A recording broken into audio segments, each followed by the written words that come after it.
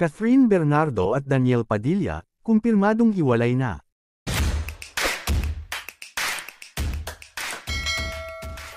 Kinumpirma ng aktres na si Catherine Bernardo na hiwalay na sila ng kanyang longtime boyfriend na si Daniel Padilla.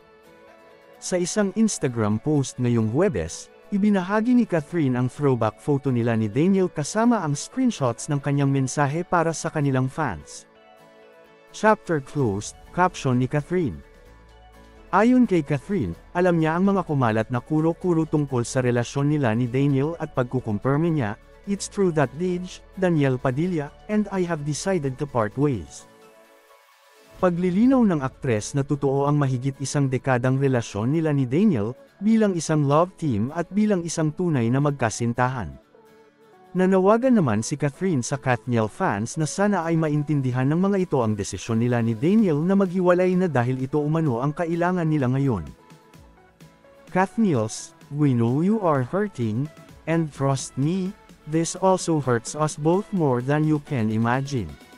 The last thing we want is for this family to break apart with everyone taking sides. Please don't.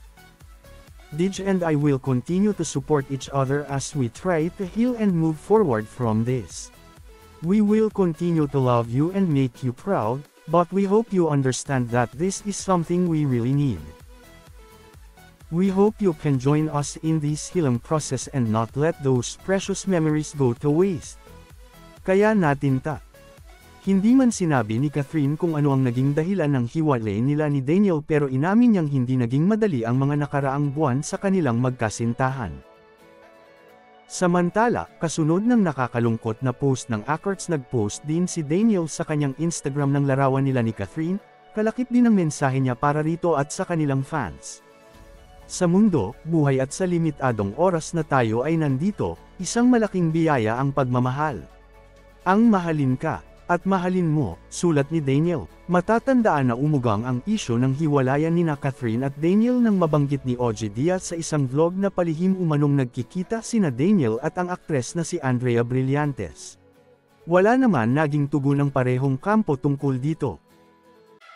At dyan na po nagtatapos guys, maraming salamat sa panunood.